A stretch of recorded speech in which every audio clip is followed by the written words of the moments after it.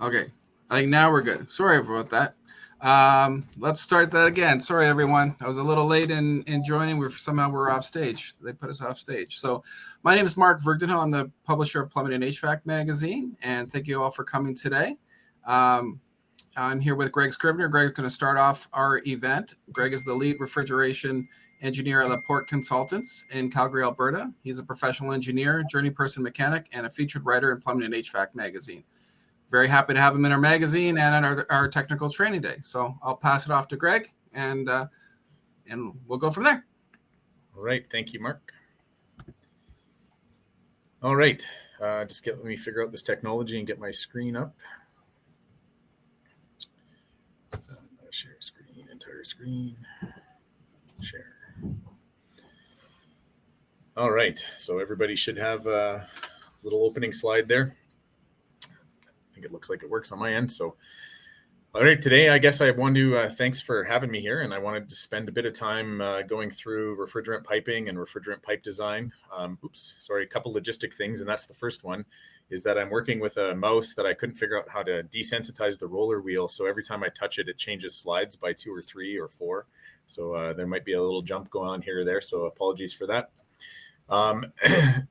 The second thing is, this is the first time I've done this presentation in this kind of context and order, so I might end up having to jump around a little bit. Apologies for that, but I'll do my best. And in reviewing it this morning, I realized I put quite a few numbers in here, so I'm sorry also about that, but I guess we'll work through that and have a little bit of fun. So the goal of today is to just spend a bit of time going through some kind of basics on refrigerant pipe design, pipe sizing, materials, a little bit of insulation, and if we have time, some of the testing requirements after installation, a few installation things as well. This topic is obviously is a lot broader than 1 hour can do, so we're gonna spend some time in some areas and not in others. But if you have any questions throughout, I think Mark is going to be monitoring the chat. Shoot him in, and he'll interrupt me as appropriate. I think. Try to get some stuff going on there. I don't mind the interruption. So with that, we'll get started with some equations. And I wanted to start with some fundamentals and start highlighting some of the variables and some of the reasons that we care about refrigerant piping and the size of refrigerant piping in particular. So the first equation on your screen here is, I think I can make my laser pointer work. The first equation on the screen is the equation that tells you how much refrigeration is going to happen in a specific refrigeration cycle. So there's a lot of complexity behind some of it and a lot of baked in assumptions and variables that tell you, for example, what the enthalpy out of your evaporator is and what it is, what your enthalpy in is. It's all very dependent on your system parameters, the condensing pressure, the suction pressure, etc. But for all things being equal, those are properties of the refrigerant and the refrigerant cycle. And then after that, it's a factor of how much mass you move through the refrigerant compressor and the piping system, and that will then tell you how much net refrigerating effect that you have. And the net refrigerating effect is the BTUs and the BTUs per pound or BTUs per hour of your refrigeration system, or tons, or whatever units that you're using. So this is kind of the fundamental equation when you're calculating the net refrigerating effect. And the reason I'm going through these equations is we're going to start highlighting which variables are affecting our pipe sizes so that we can talk about them in a little bit more detail and understand why they affect pipe sizing and why and what the implications are, et cetera. So when we take mass flow, for example, and we break it down into its kind of constituent parts, if you will, we end up with the density of the refrigerant times the area of the pipe times the velocity of the refrigerant. And so in this, again, the area and the velocity are parameters that are related to each other and are related to the size of the piping, but the density is not. The density is related to the properties of the refrigerant, the what temperature it is, what pressure it is, etc. So today we're going to work through, I'm going to show you quite a few tables with lots of data, and we're going to try to find some interesting things about the stuff that we're looking at. But first, I want to kind of just introduce you fairly quickly to the kind of example system that I'm using today. So in most of the discussion, not all, but in most of the discussion today, when I'm showing a table, this is the sample system that I'm using. So It's a condensing unit sitting outside, air-cooled, with a condensing temperature of 105 Fahrenheit. And apologies for those of you who are younger and starting to use SI units in refrigeration. I'm still old, and the bulk of the industry I'm in is still using Fahrenheit and PSI. So I expect that that's similar for most, but if not, we'll have to do some rapid conversions. 105 Fahrenheit condensing with 10 degrees of subcooling in the condenser. So what that means is the refrigerant is condensing, turning back from a vapor to a liquid at 105 degrees, and then getting a little bit colder than that and coming out of the condenser at 95. We have an evaporator that's inside a building or a cooler or something that's evaporating at 20 degrees Fahrenheit with a superheat of about 5 degrees. So it's coming out of the evaporator coil at 25. And then it's warming up a little bit more, going through the suction line, going back to the compressor, and it's warming up to about 40 before it goes into the compressor. So this is just our sample system. This is not necessarily a great representation of any specific refrigeration system, but it's the one that I'm using to kind of compare information and data when we look at it today. Yep. We have a question from Asif. Will the equalization methods be brushed over for the TXVs? I hadn't planned on talking about equalization methods for the TXVs, but when we're talking about pressure drop-in pipe suction lines, I can try to hit on it a little bit, but I don't have a specific slide. All right, so and one other minor technical point here, this 105 degrees for, if you're keen in looking at high glide refrigerants, just for the data set, this is actually the average condensing temperature, not the bubble point or dew point. It's not really relevant and doesn't change our conversation today, but in case you're wondering why, if you might see something that's slightly different in one of the tables, that if you're keener, you might notice that. Okay, so the first thing, going back to our mass flow equations, was the enthalpy out and the enthalpy in. So these are the refrigerant properties that are the enthalpy coming out of our evaporator, which is going to be higher because we've absorbed energy, than the enthalpy going into our evaporator, which is lower. And this is what's giving us that refrigeration. This is where the energy essentially is being absorbed. And so I've used this same list of refrigerants. It's a little bit random and a little bit on purpose to do a bunch of comparisons through this whole slide deck. And I wanted to look at R448A, which is one of the refrigerants in very common use today. 507 still in very common use, but kind of being phased out. 134A, a lower density refrigerant.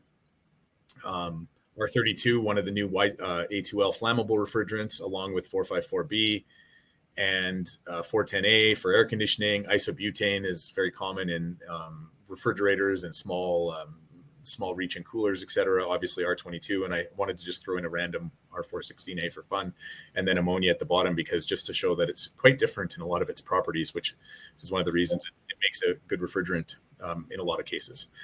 So with these refrigerants, what I'm showing here is the net refrigerating effect per pound. So this is this H out minus H in for our specific cycle that we're looking at.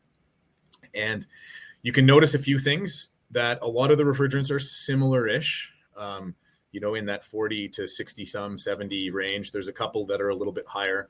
And then ammonia is extraordinarily high compared to the rest of the refrigerants. That's a unique feature of ammonia, that you don't have to move very much mass around to create refrigeration compared to some of the other refrigerants.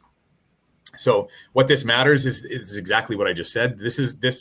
Because this is this half of the equation. If this is bigger, then you need to move less mass to get the same amount of refrigeration. So on this list, for example, the 507A is the one you'd have to move the most around in order to get the same or the amount of refrigeration. The next part of the comparison is the density. Remember, we've highlighted at the beginning here that these are the ones that are related to the refrigerant properties that affect the mass flow. And again, you see that a lot of the densities of refrigerants are fairly similar. There's some differences, but they're all kind of around. And this is the density of the refrigerant going into the compressor. Except ammonia is very, very low. And that means that you have to move quite a bit of volume to get refrigeration. So it's very interesting to note that even though you have to move less mass, you have to move more volume. And then ammonia kind of works out to be, in that end, sort of similar as far as the BTUs you get out of a cubic foot. And the reason that this matters is how many cubic feet you move is exactly representative, or not exactly, but essentially representative of a of the compressor displacement. So the larger this volume is, the physically larger the compressor displacement is going to need to be to get that much refrigeration. And so you can see that some systems, the compressors are smaller to get the same amount of refrigeration than they are with than others. So ammonia is kind of right in the middle in this case. You see R32 ends up requiring less cubic feet, so more BTUs per cubic feet, etc. So these are the properties that are affecting the refrigerant properties that are affecting how much mass and then eventually the pipe sizes. And I think the reason that I wanted to go through this a little bit was because this is why pipe sizing is different for every refrigerant, and why some refrigerants, why you can't just change one to another, why sometimes it doesn't work to change from R22 to R134A, and then sometimes it does, because depending on where you are and depending on where your cycle is, it may or may not matter, and you may be close enough and you may not be affecting things as much, but the refrigerants, the properties of the refrigerants themselves are quite different in different parts of the different applications. And then just to kind of put this in a little bit more real, this is for a 5-ton unit using these refrigerants at these conditions.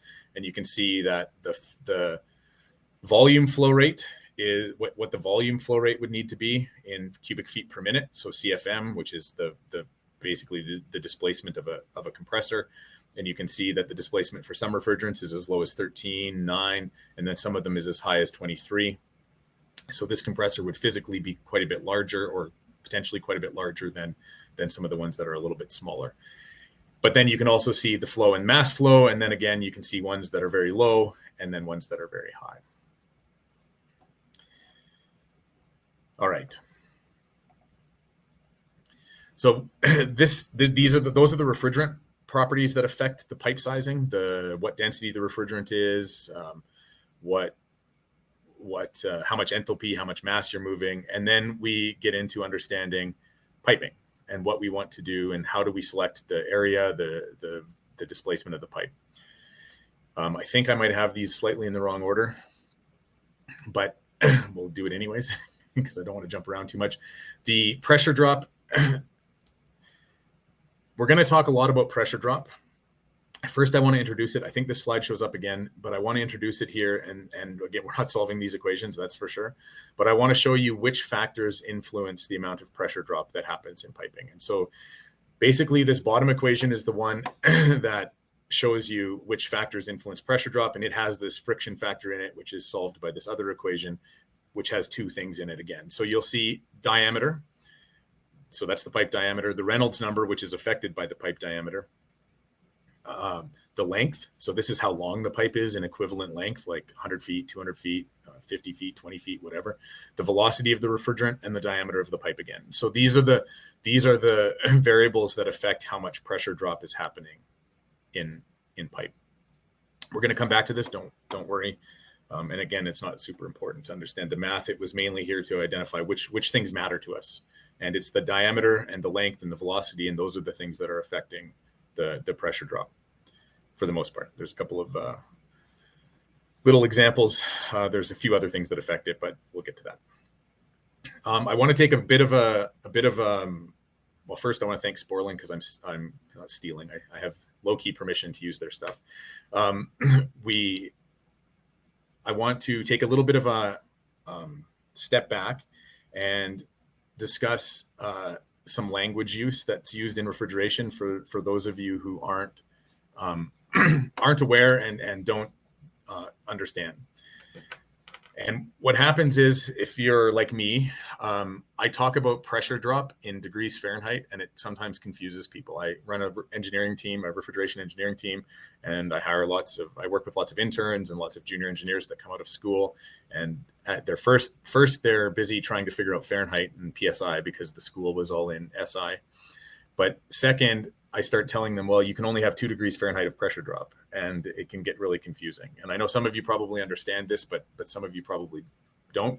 So I just want to take a quick example and show you what I mean by that. So this is a pressure temperature chart when refrigerant is saturated, either all liquid, all vapor, or anywhere in between, where you have liquid and vapor. Sorry, saturated liquid, meaning if you add any energy to it, it will start to boil. Or saturated vapor, which means if you remove any energy, it's going to start to condense. And anything in between, which is part of the boiling process, the refrigerants follow a pressure temperature Generally, that's the same. There's refrigerants that have glide that we're not going to talk about today, that are not very much, but that are a little bit different. But in general, the best way of thinking about it is that the pressure and the temperature don't, or the temperature is directly related to the pressure while it's boiling. And I think we all have this intuition when we think about boiling water. We know that water boils at 100 Celsius at sea level. We know that it doesn't boil at 110 and 90 and different things. It all boils at 100, and as it's boiling, it stays at 100. I think most of us have learned that. So that's the same thing for refrigerants. It's just that the temperatures and pressures are different. So just taking a look at R22 here at minus 20 Fahrenheit, right there, R22 is at 10 PSI. I don't know if I'm worth writing that. I probably should just done an arrow. And if we reduce if we look at the saturation curve and we go down 2 degrees, we see that that's minus 22. And at minus 22, R22 drops to 9 PSI. So that goes down by a delta P of 1 PSI. And it's this chart doesn't have decimal places on it because it's probably certainly not 1. But what I would say here is the pressure drop for 2 degrees of saturated suction temperature change is 1 PSI.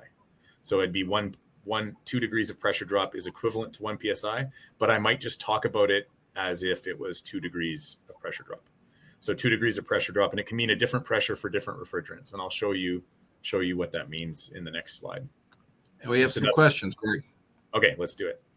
So first of all, is someone who's getting more into HVAC now, but as a plumber, has worked in hydronics, just wanted to know if there's a place that he could go to learn more about types of refrigerants. And Frank had suggested the Modern Refrigeration and Air Conditioning book, but I don't know if you had any other ideas. Yeah, there's I mean, the refrigerant manufacturers themselves have information on their kinds of refrigerant. It's a little bit of a hodgepodge when you start mixing in the natural refrigerants like CO2, ammonia. Some of the information is not current, but the ASHRAE Refrigeration Handbook has information on current refrigerants. Right now, they're changing fairly rapidly, and so that's a little bit of the challenge is trying to find more current information. The Plumbing and HVAC has published an update on new A2L refrigerants at least once or twice a year for the last few years as things have kind of been changing. But other resources. We do have Commerz is speaking later on as well, so they could probably give a lot of information that way. Yeah. Asif also asked if you could explain the critical point and triple point implication of the refrigerants. Okay. Well, so triple point, I can try quickly again. I don't have a slide for that, but the critical point of a refrigerant is where no matter how much more you squeeze it, it won't change into liquid anymore. It transitions to a phase that's called supercritical. So if you, this is going to be an interesting endeavor of drawing, but if you know your saturation curves, it's that point at the very, very top, which means that if you're up in this area up here, you are supercritical. The only refrigerants that tend to go, well, the only refrigerant we go there with on purpose is CO2. Other refrigerants can get there, but it's quite a high temperature and quite a high pressure.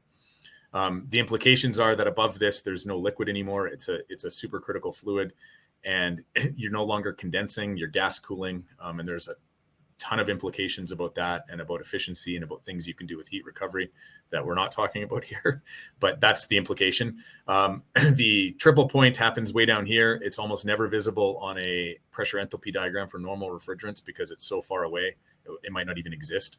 But with CO2, it does at minus 60 something, if I got my units right, where if you transition, you can transition straight from vapor into solid. So if you release saturated CO2 from a vessel that's liquid and vapor together and you release it, it will turn into, well, depending on exactly what pressure it is, but usually it will turn straight into dry ice as it comes out. So you'll have snow. So that's the implication of that. And it can happen inside your system. So when you have a leak on a CO2 system, you can have a release that it can depressurize rapidly. And then what's inside your vessels actually turns into solid, which is quite interesting. And then you slowly pressurize it and it turns back into liquid again. The implications for pipe sizing and pipe design are that the properties of supercritical, well, first, the one is the solids we just don't plan for. Thankfully, CO2, when it turns into a solid, shrinks like most substances do. It's not like water and ice where it grows. Supercritical fluid, what it does is it's kind of like it's got the density of liquid, but behaves a little bit more like a vapor, but it's very, very dense. So we can get away with a lot more pressure drop and things like that, that allow us to use quite a bit smaller pipe sizes, for example. Okay, hope I got it. Back to the pressure temperature relationship. So just one more quick example here. I'll take a look at, I lost my mouse. There we go. I'll take a look at,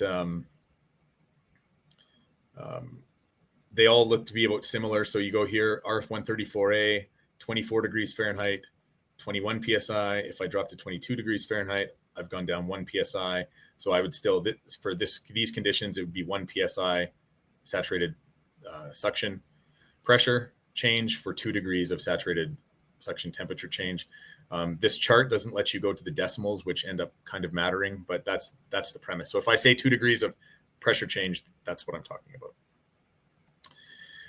And the reason it matters is because of energy efficiency. So this is our system here. This is the same system we've been working with, except that what I've done, let me get the laser back here.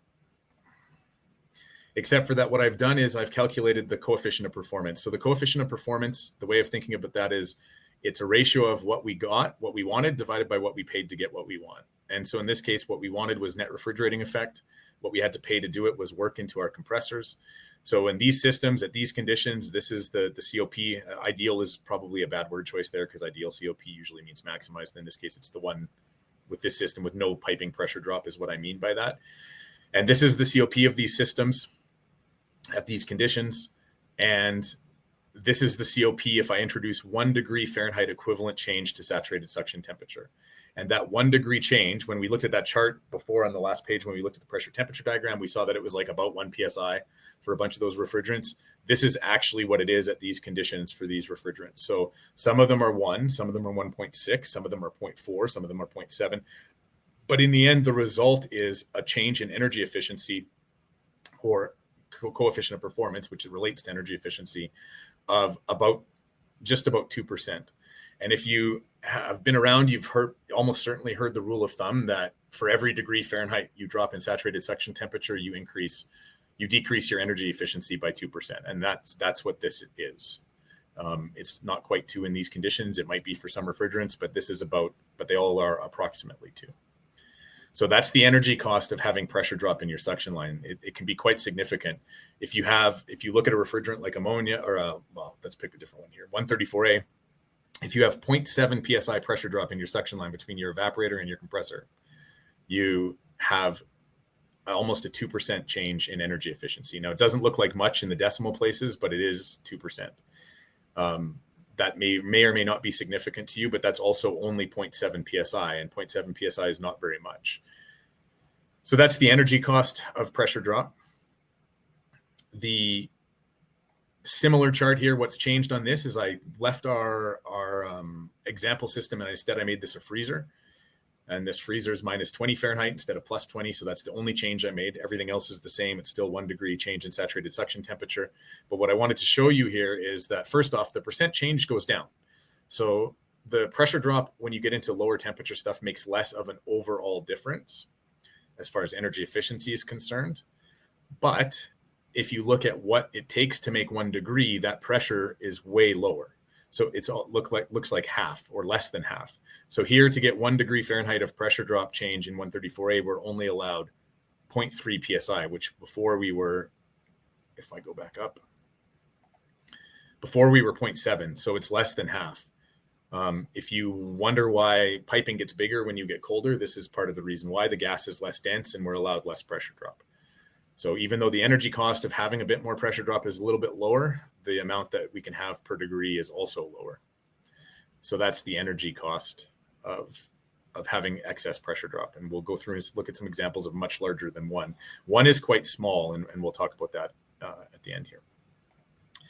There's a second change that happens. It's not just a change in energy efficiency, but you also have a change in capacity. So as you lower the density of the refrigerant going into your compressor, you change the amount of mass that refrigerant can move. And if you remember back to our original slides, the amount of mass a refrigerant can move is directly related to how much refrigeration the system does. So when you reduce the density, you by default have less mass moving through. Since you have less mass, the compressor can do less refrigeration.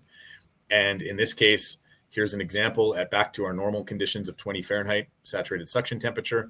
We have density changes of the 2 to 2.5% range. So we are losing, for every degree we lose in pressure drop in that suction line, we're changing our energy efficiency by around 2% and our capacity by around 2%. So we're making our compressor run more to do the same amount of refrigeration, and we're reducing the amount of refrigeration it does let me get this straight. We're reducing how efficient it does refrigeration, and we're making it run more to do the same amount of refrigeration. So there's a double whammy on both efficiency and then also on the capacity of the system. Now, these don't seem like maybe very big numbers, but again, remember, we're only working with very small amounts of pressure drop here. If you have, for example, a pressure regulator in your suction line, you're almost by default having like 1 or 2 PSI through that regulator at least. And so you start adding regulators on top of piping, on top of vertical piping, which we'll talk about in a minute, and things like that. And it can start to get it can start to be a lot. Same thing for a freezer. And notice here that in a freezer, the capacity change is happening faster. So if I go back one slide, it was around 2%, 2.2. Now with a freezer, we're getting into that 2.5 to 3% range of capacity loss when we drop the suction pressure. So remember, it wasn't affecting the energy use that much as far as the coefficient of performance, but now it's affecting how much refrigeration it can actually do.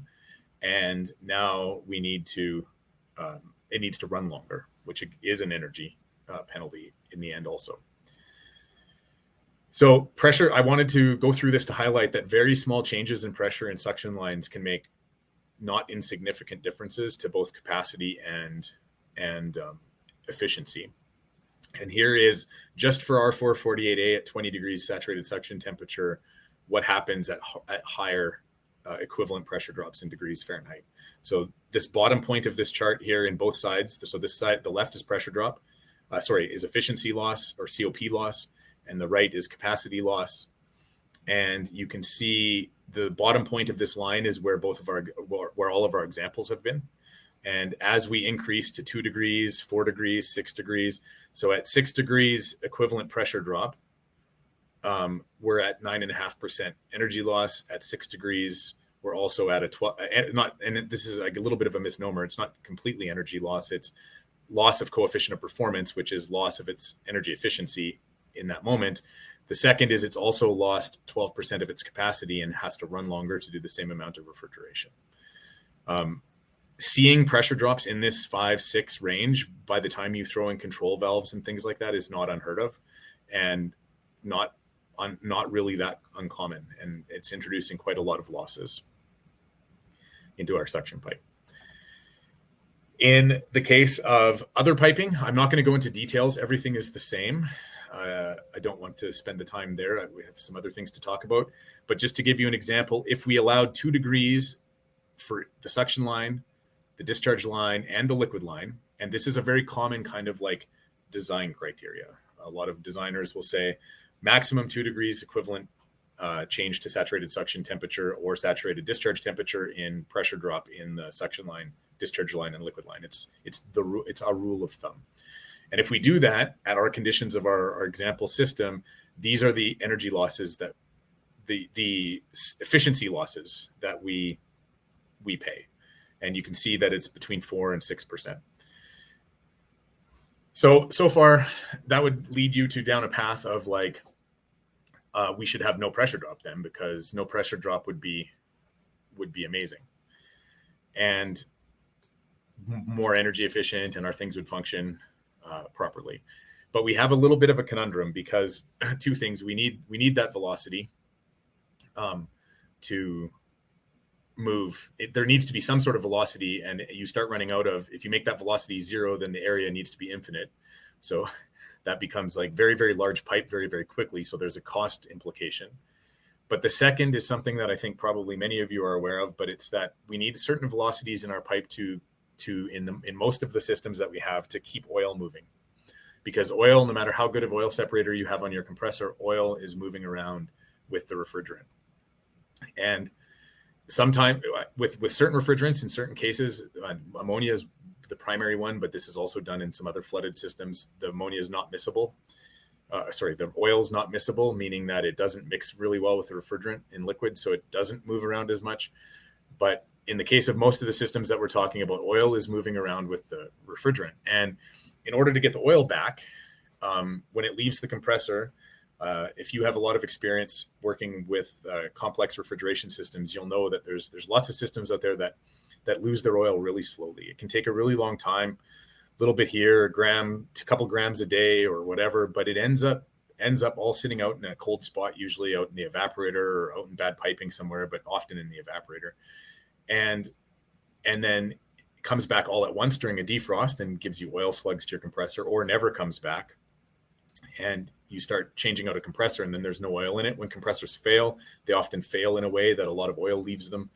So the oil ends up out in the system and then gets stuck or comes back or whatever. But anyways, in any case, we need the piping design to get the oil back. Otherwise, over time, we're going to run out of oil. So there's some rules of thumb and some things that are interesting to talk about. So first is about pipe slope. So piping when the oil is miscible, piping should be sloped about 0.5%, which works out to be 1 inch and 20 feet in the direction of flow. And that's the best way to remember it. So whatever way the refrigerant is moving through the pipe, that's the way the pipe should be sloped. This creates interesting challenges when you do hot gas defrost. So in a normal, liquid lines can go uphill a little bit because the oil is miscible and is mixed with the liquid. So there's not a lot of risk of, like, when the oil is mixed. We're mainly focused on vapor lines and lines that only contain vapor. So when you do hot gas defrost, though, you have both hot gas and you have suction lines going in one direction. And if you're in a complex system, you'll often do those on separate hangers so that you can slope them and they end up crossing each other. But it does make for some challenges. Concentric reducers should not be used to decrease pipe in the direction of flow. This is usually just mainly a problem coming out of evaporators. I'll show you an example of that in a bit. And one of the key ones is the velocity when you're going upwards. In order to get oil to move up a pipe with refrigerant in it, you need to have a certain amount of flow. And that flow turns out to be there's people who have different opinions and it's a little bit of a gray area, but around 1,500 feet per minute minimum, and around 750 feet per minimum in the horizontal. But the vertical is the most important one. And you need that vertical flow to get the oil going up. I'm going to show another slide about that next. Traps. Traps are a very interesting topic, one near and dear to my heart. Since this is going to be published online, maybe I'll keep some of my strong opinions a little bit held in. But there's not really a robust body of research that doing any kind of trapping for the point of oil return is useful. But there are a lot of manufacturers that do recommend it, especially in older literature, and using traps. And I'll show you an example of that. That they recommend having traps in order to get oil to start flowing up a vertical suction riser. There's actually really good reasons to use traps, but I'm not 100% convinced that oil return is one of them. There's a lot of systems out there that don't have them that work just fine. It does make a difference what kind of oil and what temperature. The colder you get and the less viscous the oil, the harder it is to get it to move around. And so those velocities change. But in any case, if you don't have a good vertical velocity in your oil, in your suction lines, you're not going to get oil back. This is what happens with two-phase flow in a suction line. Now, it can be two-phase with two different materials, like we're talking about here, refrigerant vapor plus oil. It can be two-phase refrigerant flow if you have pumped liquid or overfeed systems where you're pumping and you've got two phases going back, or you've got a flooded evaporator, et cetera. But in general, with DX systems, the only time that this is a thing is with oil. And what we need, if we have any of the flow regimes to the left here, this bubble flow, plug flow, or churn flow, these are different. You can imagine bubble flow is where the whole thing is full of oil and the suction vapor would like bubble through it. That would clearly not be good. We have plug flow, which is where the pressure kind of builds up and then slugs up some oil. And we have churn, where it kind of goes up and falls down. What we need is to get the velocity, and from left to right here is increasing velocity of vapor. What we need to get is to get to annular flow, where we have the vapor going up the middle at a speed enough that it carries the refrigerant up the walls of the piping. If you ever have the opportunity, I don't have a video. There could be one on YouTube. It might be worth searching. I've never done that actually. But I've seen in a lab where they do this in glass tubing, and you can see that the oil starts to kind of like circulate around the outside of the pipe and go up. It's pretty interesting. But in any case, you need flow like this in order to get the oil to move up. And if you don't, what happens is it kind of gets caught and goes to the bottom and ends up falling back down. But if you have the right velocity, it eventually goes up. So that's why velocity matters. Remember, though, that velocity is going to increase our pressure drop. So back to traps for a second, and also our concentric-eccentric couplings. Most manufacturers of TX valves actually recommend traps to prevent the accumulation of liquid refrigerant. I'm going to show you a picture of a detail of an evaporator, and I'll explain that in a little bit more detail in the next slide. And including some of them who recommend traps even being installed in horizontal suction lines out of evaporators. And this is a case where I actually do think traps make a good difference. And it's not to do with oil as much as it's to do with getting liquid out of an evaporator.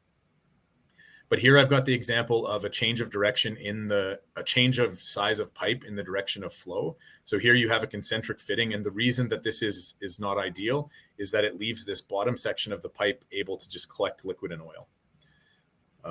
It's much better to make the direction change in the downhill. It minimizes the size of your trap, but then lets any oil or anything drain out freely. So that's how you use, if you didn't want to do this, but you wanted to make the change on a horizontal, you can. It's difficult to get in copper sometimes, but in steel, it's easy. And they do exist for copper too. They're just harder to get. You can buy eccentric fittings that are all flat on the one side, and then the change happens like this. So you can buy eccentric fittings to do change of direction and change of size in the direction of flow. If the direction of flow is the other way, so if my flow is going from right to left through this pipe here, it's not important, because as it's going right to left, everything can drain, right? So this only matters when we're changing in the direction of flow from bigger to smaller. Okay, so to talk about the oil in the traps, let's talk about traps. So this is kind of this is with an electronic expansion valve, but this is kind of a typical evaporator detail. We've got liquid feed coming in this case, it's got a strainer and an isolation valve and an electronic expansion valve, and it's coming out the suction line in the bottom. There's the pressure transducer and temperature transducer. If this was a mechanical TX, this would just be the bulb would be down here, right? Measuring the temperature, giving the pressure back up, etc. The reason that this trap is very useful is that these TX valves are not perfect, and loads can change quickly. Fans, especially in certain systems, fans can speed up and shut down. And what happens is when it gets to have a fairly large superheat, sometimes the valve will overreact. When the valve overreacts, you end up with some liquid coming out here. When you get liquid out here, it kind of makes this pipe cold for a little too long, because it kind of stagnates, and then this valve closes, and you get what's called hunting. The TX valve will start to hunt. It'll be open and then closed, and then open and then closed. One of the ways of mitigating that, or at least helping it, is to make sure that this pipe is sloped and having a trap. And then this gives a place for some liquid to go to and then boil off when there's some things like that happen.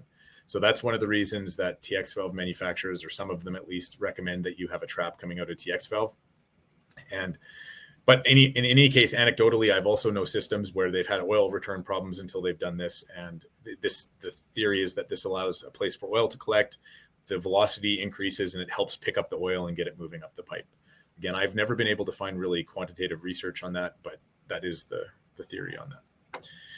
The other part of traps, which is exactly opposite of this, is traps that are used to stop liquid migration. So when you have an evaporator above a condensing unit and it's not being pumped down, and by not being pumped down, I mean not all the refrigerants not being pushed into a receiver or a condenser or whatever before it shuts off. In this case, I'm just showing the suction line here, the liquid line would be like this. In this case, if you shut this off and the suction line just went straight down like this, you would have any liquid that was in here would flood back into the condenser. So we often want to go up above the evaporator first and then back down into the condenser. You don't run into this very often because like in refrigeration, most systems pump down. But where you do see this is in high-rise air conditioning units where they put the condensing units in a parkade or at the ground level.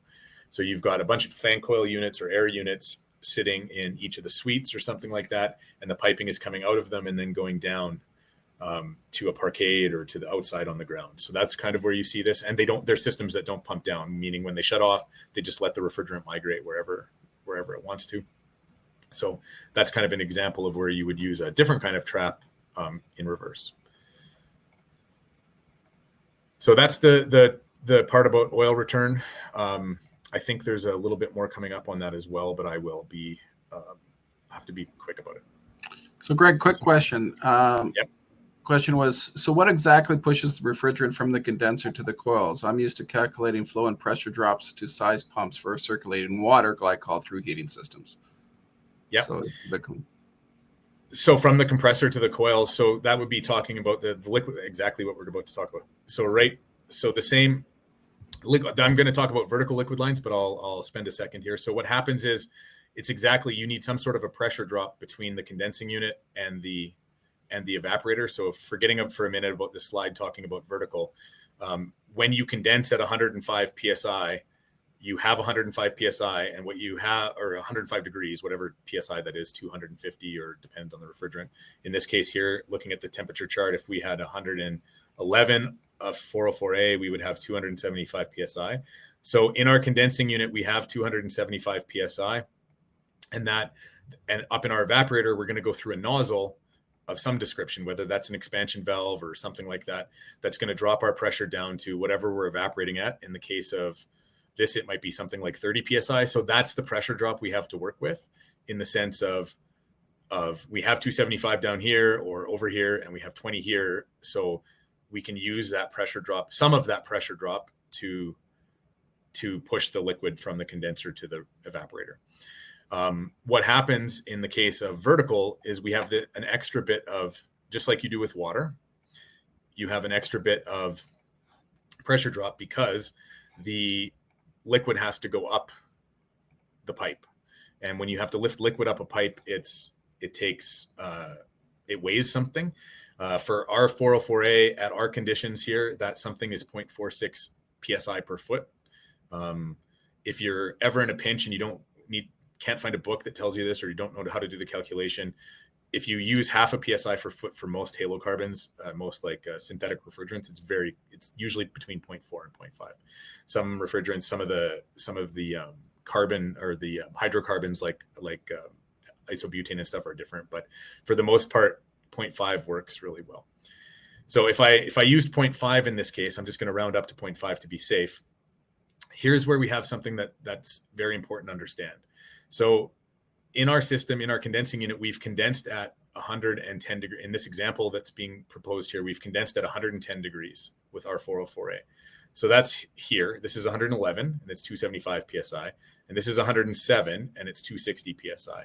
So I'm just going to do some rough math because I don't want to spend a bunch of time getting too carried away here. But let's say that at 272 psi, it condenses at 110. But I've got 0.5, and I'm going to round up for safety's sake. I have 0.5 psi per foot, and I'm going up 50 feet. That means that I'm going to have 25 psi of pressure loss going up, right? So that means at the top of my, I should have used 275. My math would have been easier. At the top of my riser, my pressure is going to be 248 psi, drop from 272, because I have to lift that water up, or that liquid refrigerant, not water. The same thing happens with water, right? When you're doing water pumping, if this tank is open at the top, you have to have the ability to lift the head. So in this case, my pressure is going to drop from the bottom here from 272 to 248. And if I'm saturated liquid, what will happen when I do that is it will boil. It will flash, because you are in the pressure enthalpy diagram. This is going to get a little busy. In the pressure enthalpy diagram, you're over here. And if you're just saturated, you're going to boil and turn some of that liquid into vapor, and then it's not going to go up the pipe.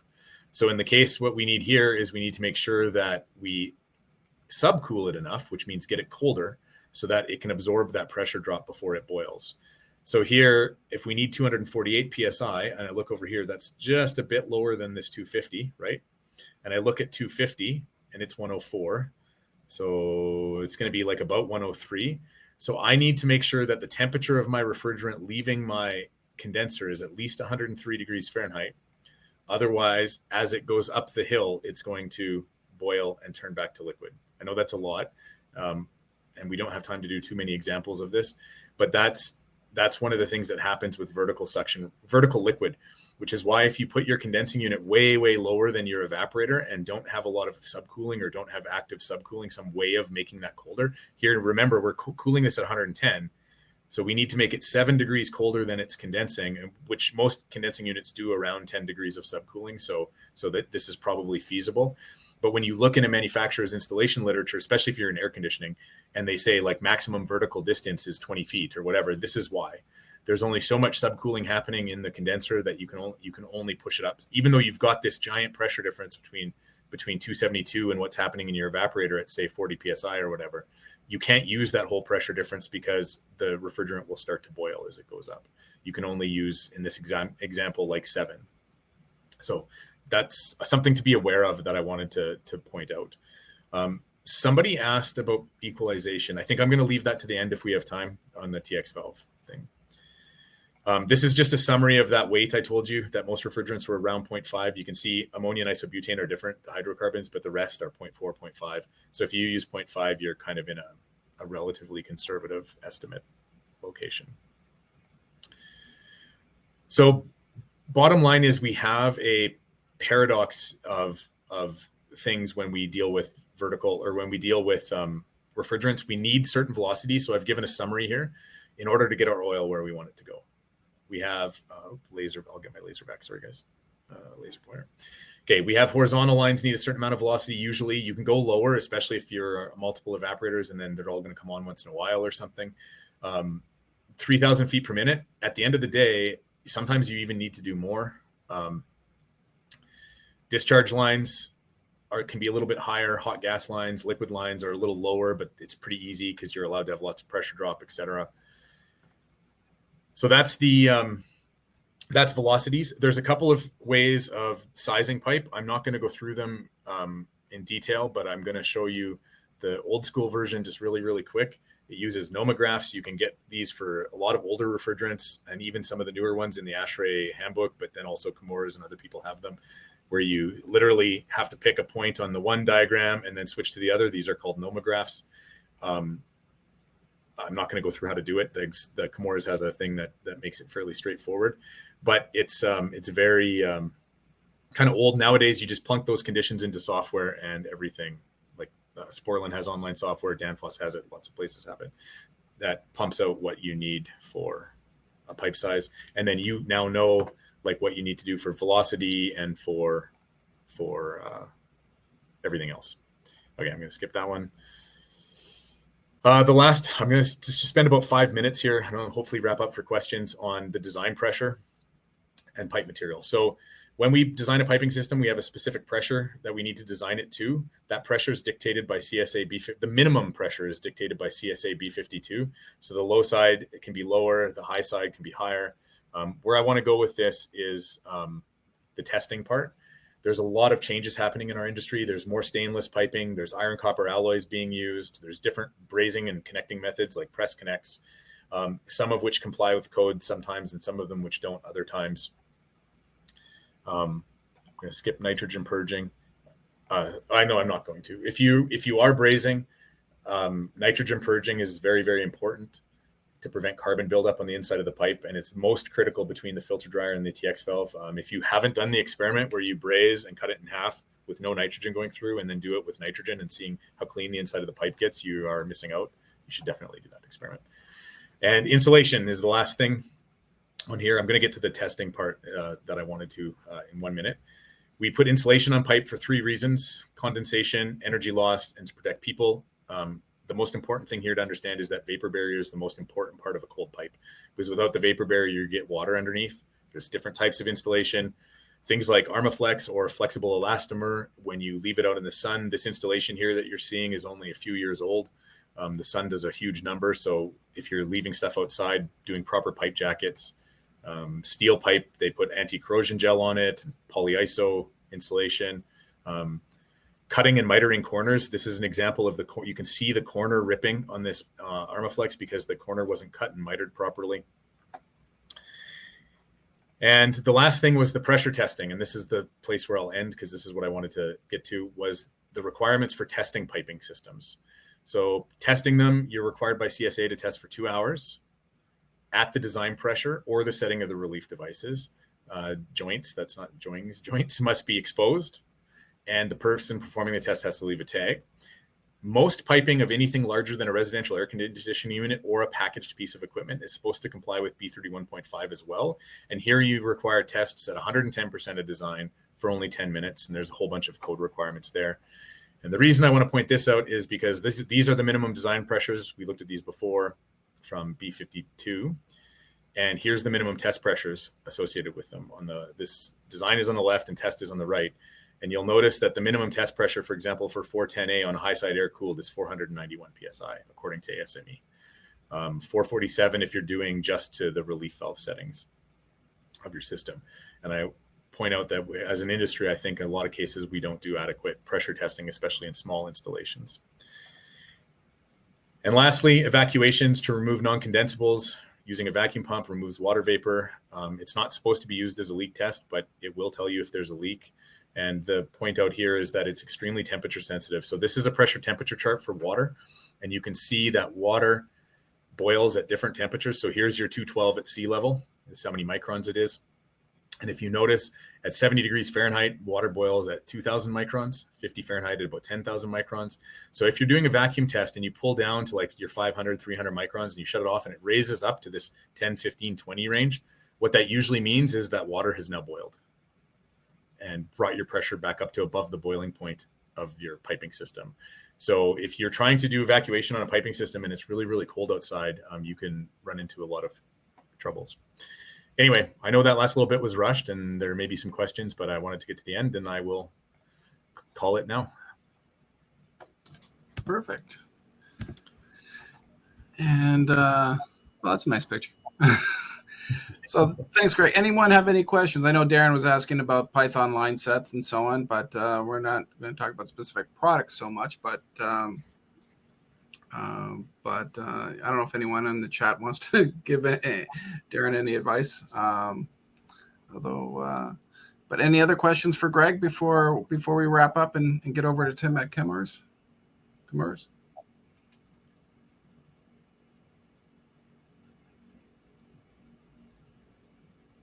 I don't see anything right now. So, and I think fast, everybody's brains are just going.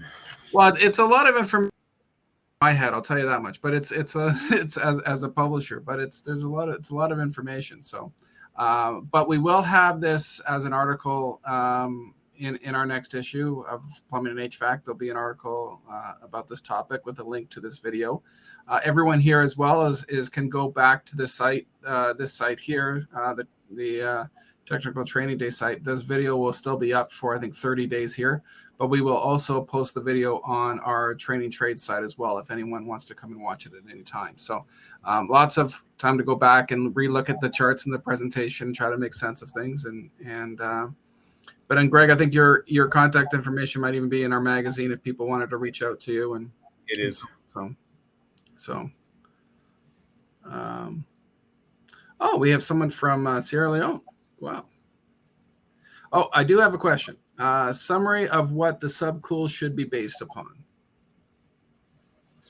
The subcooling requirement, there's basically you need enough subcooling to overcome any kind of pressure drop that you have in the piping. So you always need a little bit. And then after that, it depends on if you have to do any kind of vertical stuff. If your vertical pipe has to go up, then you need more subcooling. More subcooling is always good from an efficiency point of view because it makes the cycle more efficient.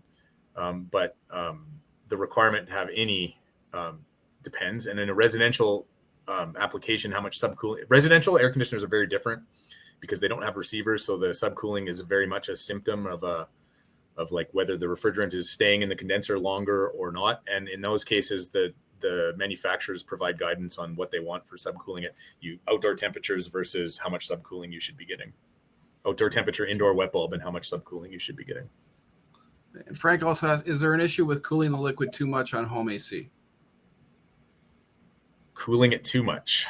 I mean, you can cool it too much. I don't know what too much would mean. If you go too far, you end up going through your expansion valve and not expanding. And then you end up with inefficient heat exchange, but that would require quite a lot.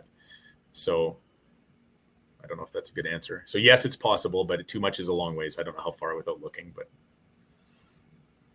Okay. Okay, great.